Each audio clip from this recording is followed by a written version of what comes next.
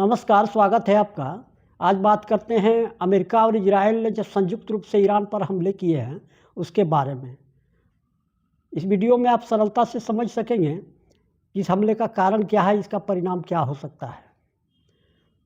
तो अमेरिका और इजराइल ने संयुक्त रूप से ईरान पर हमला 28 फरवरी से चालू किया है और आज निरंतर रूप से किया है और आज निरंतर रूप से चालू है।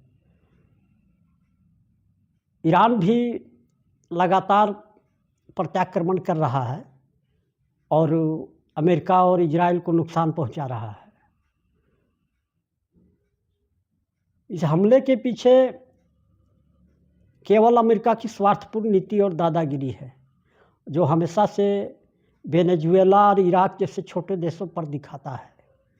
उसकी दादागिरी रूस और चीन जैसे देशों पर नहीं चलती है, तो वह छोटे देशों पर अपना निशाना बनाता है और ऐसा ही करता है। अमेरिका ने यह बहाना बनाया है कि ईरान चोरी छिपे परमाणु कार्यक्रम चला रहा था, इससे विश्व शांति को खतरा है।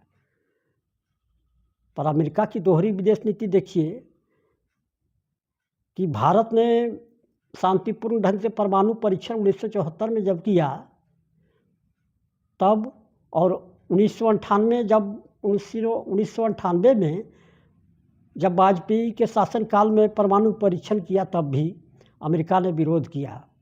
इसके उल्टे पाकिस्तान का परमाणु कार्यक्रम जो है तो केवल हथियार के लिए है और भारत को ब्लैकमेल करने के लिए है, उसको अमेरिका ने हमेशा सपोर्ट किया है।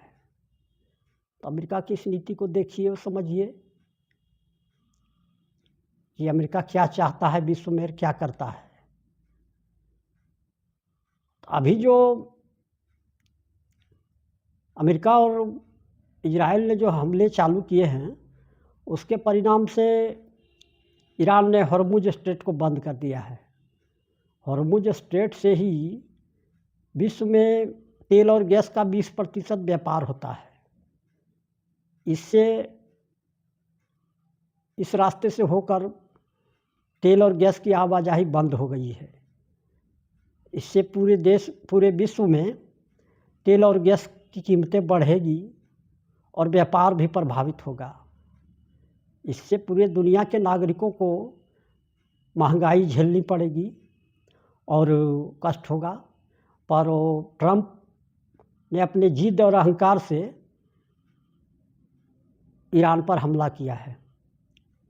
अमेरिका को इस हमले की स्वीकृति न तो संयुक्त राष्ट्र संघ से मिली और न अमेरिकी कांग्रेस से मिली है, पर अभी तक ट्रंप ने अमेरिकी टैक्स पेयर के 1,70,000 करोड़ रुपये ईरान में विनाशकारी पटाखे फोड़ने में खर्च कर दिए और बदले में अमेरिकी जनता को महंगाई और मुद्रास्फीति मिलेगी।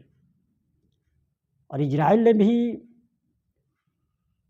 कम से कम 70,000 करोड़ रुपये जरूर खर्च किए हैं।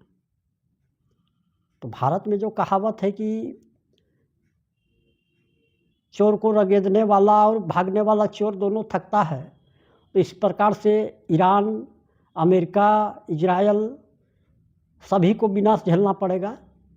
और समझौता तो निश्चित रूप से होगा, युद्ध रुकेगा, पर तब तक नहीं होगा जब तक कि ये तीनों लूट पिट नहीं जाएं और बर्बाद नहीं हो जाएं।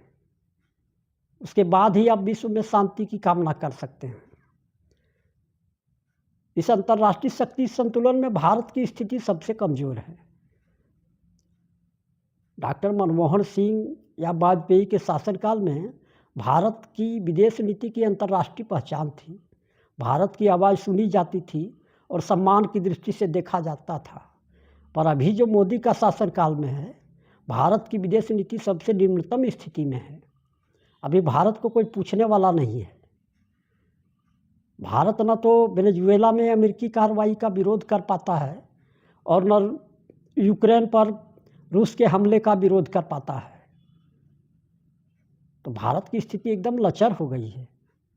आज भारत कहाँ से तेल खरीदेगा, कितना तेल खरीदेगा, कब खरीदेगा, यह अमेरिका तय करता है।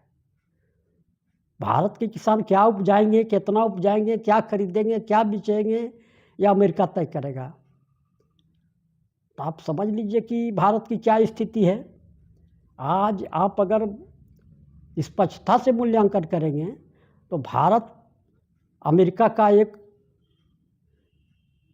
मजबूत और वफादार कुल्ली बनकर रह गया है। धन्यवाद। इस वीडियो को देखिए, अधिक से अधिक समझिए और शेयर कीजिए।